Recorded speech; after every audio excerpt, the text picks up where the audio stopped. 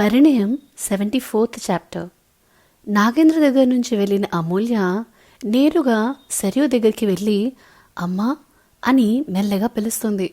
సరియు కంగారుగా అమూల్య వైపు తిరిగి తల్లి ఎక్కడికి వెళ్ళావురా ఎంతసేపు అని ఆందోళనగా అడుగుతుంది. అమూల్య స్వల్పంగా నవ్వుతూ ఏం లేదమ్మా, కొంచెం పని ఉండి వెళ్ళాను, పద వెళ్దాం అని అంటుంది. సరే అని అమూల్యని తీసుకుని వెళ్ళడం ప్రారంభిస్తుంది సరియు. అలా వెళ్తూ ఉండగా అమూల్య ముఖాన్ని గమనిస్తూ ఏదో దాస్తుంది, ఎందుకో ఏదో చెప్పకుండా ఉంచుతుంది అని అనిపిస్తుంది సరియుకి. అది ఏమై ఉంటుందబ్బా అని మనసులోనే ఆలోచిస్తూ ఉంటుంది.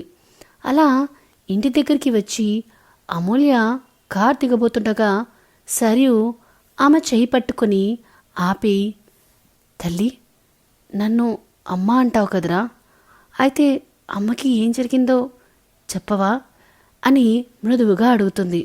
అమూల్య మాత్రం చిన్నగా నవ్వుతూ ఏం లేదమ్మా అని తప్పించుకుంటూ ఉంటుంది.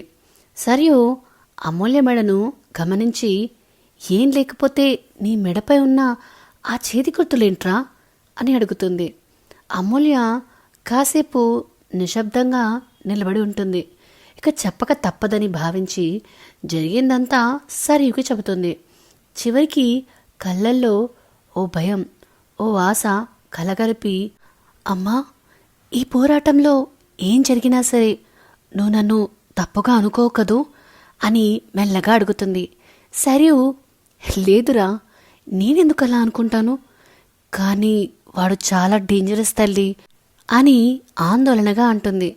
అమూల్య కాస్త ఆశ్చర్యంగా ఆమెను చూస్తూ నీకెలా తెలుసమ్మా అని అడుగుతుంది. సరియు నిశ్శబ్దంగా ఒక లోతైన ఊపిరి తీసుకొని ఆ నాగేంద్ర వ్యక్తిత్వం గురించి, అతని స్వభావం గురించి అమూల్యకి చెబుతుంది. ఇంకా తను విశ్వ భార్య అవుతానని కూడా చెప్తుంది. అతను నా మరిది, ఆ ఇంట్లో ఏం జరుగుతుందో, నాగేంద్ర ఎలాంటి వాడో నాకు తెలిసిందంతా చెప్పాను తల్లి, మనకి ఈ గొడవలన్నీ అవసరమా అని మృదువుగా అంటుంది. అమూల్య కళ్ళల్లో దృఢ నిశ్చయం మెరుస్తూ అమ్మా మనం ఇలానే వదిలేస్తే ఇంకెంతమంది ఆడవాళ్ళ జీవితాలు నాశనం చేస్తాడో ఎవరికి తెలియదు, అందుకే అతనికి ఖచ్చితంగా శిక్ష పడాలి, ఏం జరిగినా సరే నువ్వు నన్ను తప్పుగా అనుకోకదు అని అడుగుతుంది. అయినా తనే అనవసరంగా నా జోలికి వచ్చాడు, నేనేమీ అతని దగ్గరికి వెళ్ళలేదు కదా, నేను ఎటువంటి తప్పు చేయలేదు, చూద్దాం ఏం చేస్తాడో, అయినా అతని గురించి నిజాలు రాబట్టడం చాలా ఈజీ పని అమ్మా, నువ్వు కంగారు పడకు అని అంటుంది అమూల్య. లేదురా, నాకు చాలా భయంగా ఉంది అని అంటుంది సరియు. అమూల్య నవ్వుతూ ఏంటి మా కాళిక మాతకి భయమా అని అడుగుతుంది. సరియు కోపంగా అమూల్య అని అంటుంది. అమూల్య నవ్వుతూ సరే సరే జోక్స్ ఎపార్ట్, ఏం కాదమ్మా అని ధైర్యం చెబుతుంది. కానీ సరియు వినకుండా మొండి చేస్తూ ఉండడం చూసి సరే అంతలా భయపడుతున్నావు కదా, ఒక పని చెయ్యి, ఈ ఒక్కరోజు నువ్వు నాతో ఉండు సరేనా అని అంటుంది. సరియు సరే అని చెప్పి అమూల్య దగ్గరే ఉండిపోతుంది. అలా ఆ రోజు అర్ధరాత్రి దాటుతుంది. ఆ సమయంలో అంకిత డ్యూటీ కంప్లీట్ చేసుకుని ఇంటికి వచ్చి హాల్లో కూర్చుని ఉన్న సర్యును చూసి అమ్మా ఏమైంది, ఎందుకు ఇక్కడ కూర్చున్నావు అని అడుగుతుంది. సరియు భయంగా ఉంది అంకిత అని అంటుంది. అంకిత భయం ఎందుకమ్మా, ఏం జరిగింది అని అడుగుతుంది. సరియు బాధగా జరిగింది మొత్తం చెప్పి నాకు చాలా భయం వేస్తుందిరా అని అంటుంది.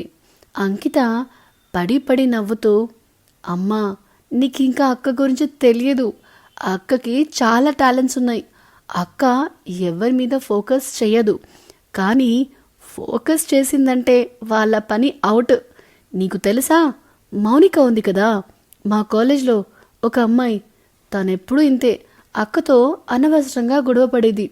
అక్కకి పేషెన్స్ చాలా ఎక్కువ, కానీ తన అనుకున్న వాళ్ళని ఏడిపిస్తే మాత్రం అస్సలు ఊరుకోదు.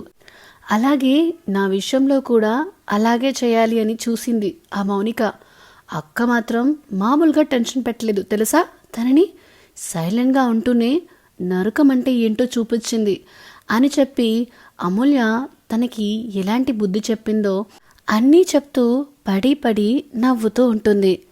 సో ఇదేనండి పరిణయం 74th చాప్టర్. ఈ వీడియో కనుక మీకు నచ్చినట్టయితే please like, share and comment చేయండి. అలానే ఇలాంటి కొత్త కొత్త అప్డేట్స్ కోసం, కొత్త కొత్త స్టోరీస్ కోసం మన channel the novel whisperer with విన్యాని సబ్స్క్రైబ్ చేసుకోవడం మాత్రం అస్సలు మరవద్దు. Thank you, bye.